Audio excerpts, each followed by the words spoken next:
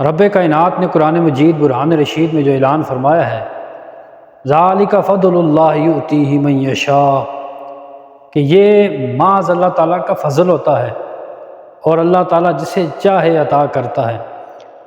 صحابی نہ تو طواف کعبہ سے بنتا ہے، نہ نمازیں پڑھنے سے بنتا ہے، اور نہ ہی زکوٰۃ دینے سے، نہ ہی مسلسل روزے رکھنے سے۔ صحابی ان چیزوں سے نہیں بنتا۔ صحابی ایک اعلیٰ قسم کی ایک عبادت ہے، وہ ہے کہ نبی علیہ الصلوۃ والسلام کے رخ زیبا کی زیارت کرنا، اس سے بندہ صحابی بنتا ہے۔ یہ نمازوں سے بھی فضیلت نہیں حاصل ہو سکتی ہے، اور نہ ہی آج سے یہ بندہ قیامت تک کوئی یہ فضیلت حاصل کر سکتا ہے کہ وہ کعبے کا طواف کرتے کرتے صحابی بن جائے۔ ایسا نہیں ہوتا، دیدار یار ہو تو تب بندہ جا کے صحابی بنتا ہے۔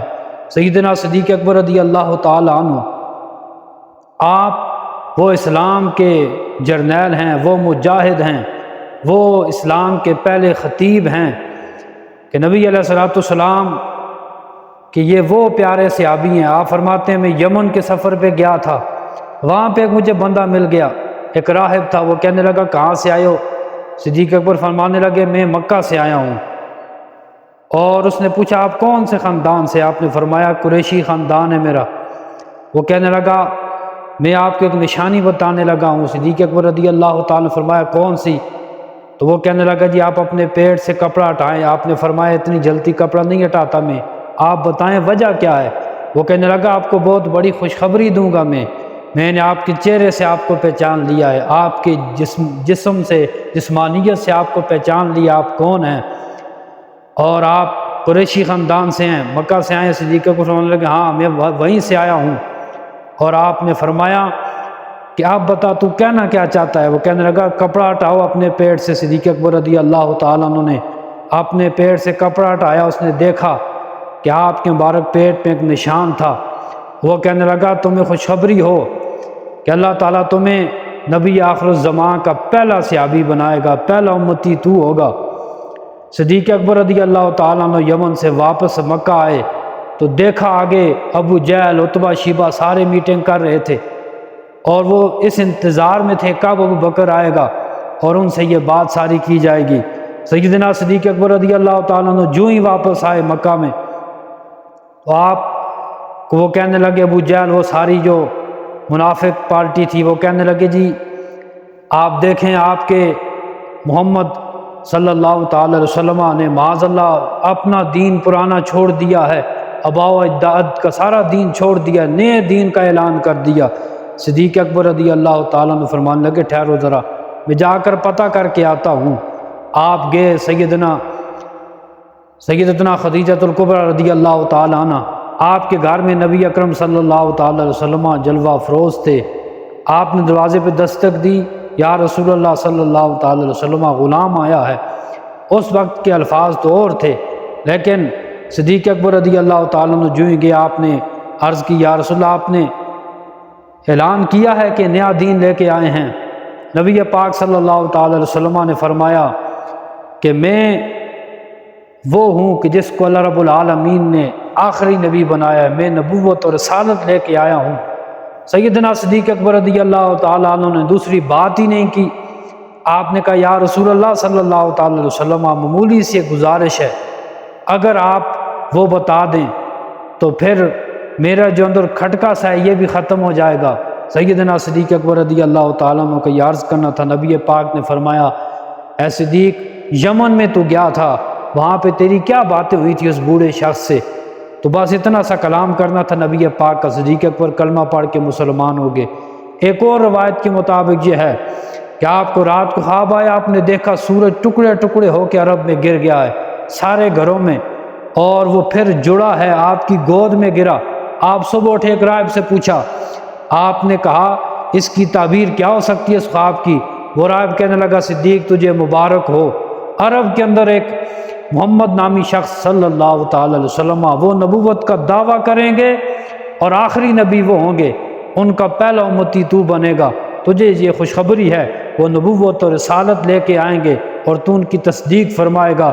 سیدنا صدیق اکبر رضی اللہ تعالیٰ عنہ وہ عظیم صحابی ہیں کہ جن کے بارے میں نبی علیہ الصلوۃ والسلام نے فرمایا تھا، فرمایا وہ جو اور اس روایت کو روایت کرنے والے عائشہ صدیقہ فرماتی ہیں کہ میرے ابا جان کے بارے میں نبی پاک صلی اللہ تعالی علیہ وسلم نے فرمایا، ایک مرتبہ صحابہ کے مجمع کے سامنے آقا علیہ الصلوۃ والسلام نے فرمایا جو یہ ارادہ کرنا چاہتا ہے کہ وہ جہنم سے بری شخص کو دیکھے فَلْيَنْظُرْ إِلَىٰ أَبِي بَكْرٍ، وہ میرے ابو بکر کو دیکھا کرے کہ اللہ نے دنیا میں ہی اسے جہنم کی آگ سے بری فرما دیا ہے، اور آپ کو صدیق کہا جاتا تھا، عتیق کہا جاتا تھا۔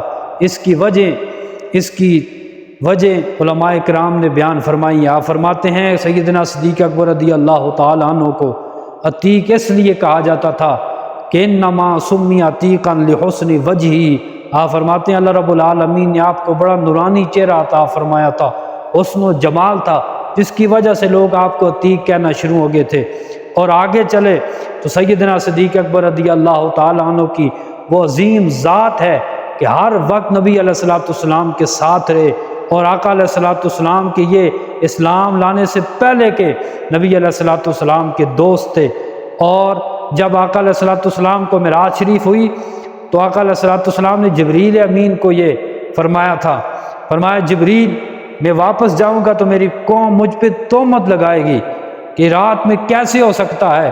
جبریل امین نے عرض کی یا رسول اللہ صلی اللہ تعالی علیہ وسلم، ساری قوم کچھ بھی نہیں کر سکتی، سونا صدیق تو آپ کی تصدیق فرمائے گا نا، سونا صدیق آپ کی تصدیق کرے گا، اور آپ کے غلام کی اس تصدیق کرنے کی دیر ہے، قوم کا تو اعتبار ہی کچھ نہیں ہے، آپ کا جو صدیق ہے۔ اور اسی طرح علی المرتضیٰ کرم اللہ تعالی وجل کریم، آپ نے فرمایا وہ صدیق اکبر کی بڑی شان ہے، فرمایا یہ میرا دوست صدیق اتنی شانوں والا ہے کہ رب بھی اسے صدیق کہہ کے پکارتا ہے، اور جبریل امین کی زبان سے بھی رب نے صدیق کہا ہے، اور نبی علیہ الصلوۃ والسلام کی زبان سے بھی رب نے ان کا نام صدیق جاری فرمایا ہے۔ اتنے کمال والے صحابی ہیں، اور اگر کوئی بغض کرتا ہے تو اپنی آخرت خراب کرتا ہے، اور یہ ایک قاعدہ ہے، قانون ہے دنیا کا کہ ہمیشہ جس کے دل میں بغض ہو وہ کبھی صدیق سے پیار نہیں کر سکتا ہے۔ صاف دل ستھرا ایمان والا بندہ صدیق اکبر سے پیار کر سکتا ہے، لیکن رب کی منشا اور مرضی کتنی اعلیٰ ہے کہ رب جانتا تھا کہ اس میرے سونے محبوب کے اس غلام کے ایک وقت آئے گا لوگ ان کے خلاف ہی باتیں کریں گے، تو رب تعالیٰ نے اپنے محبوب کے قدموں میں نے جگہ عطا فرمائی ہے۔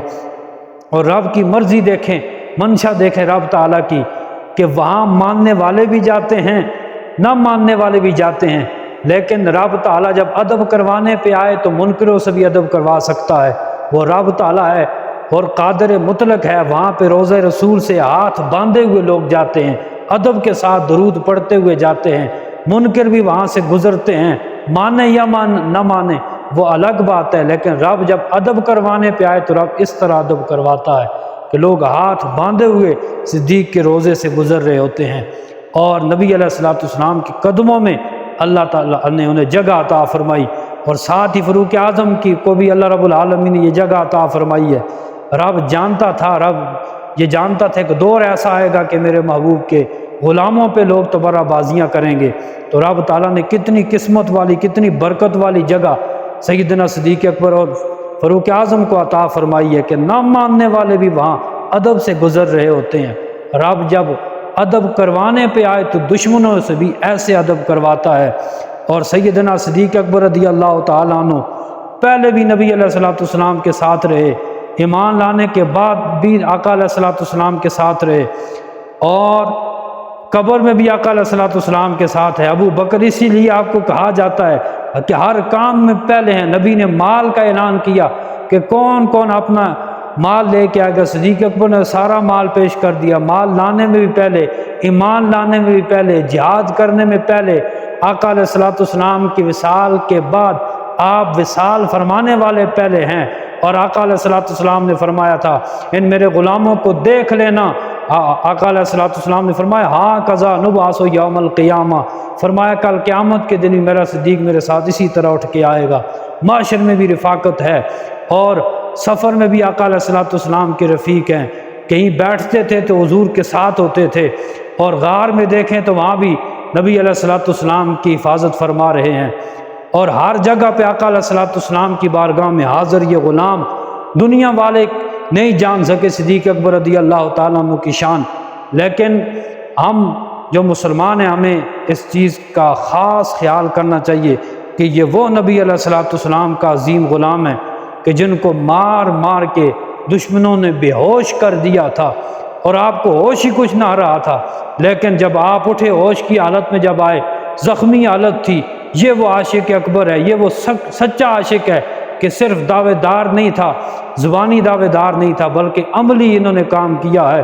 نبی علیہ الصلوۃ والسلام کی خاطر مار کھائی، بے ہوش ہو گئے، ہوش میں آئے تو کسی نے پوچھا صدیق بتاؤ کیا حال ہے؟ صدیق اکبر کہنے لگے مجھ سے نہ پوچھو، مجھے یہ بتاؤ میرے آقا و مولا صلی اللہ تعالی علیہ وسلم کا کیا حال ہے، پہلے نبی علیہ الصلوۃ والسلام کی خبر دی جائے۔ یہ وہ عظیم عاشق رسول ہے کہ دنیا جن کی قدر جانتی ہے، اور گندا دل، محروم شخص، بغضی انسان کبھی صدیق سے پیار نہیں کر سکتا ہے۔ ستھرا دل مومن بندہ صدیق اکبر رضی اللہ تعالیٰ عنہ سے پیار کر سکتا ہے۔ اللہ رب العالمین ہمیں صحابہ کی محبت عطا فرمائے۔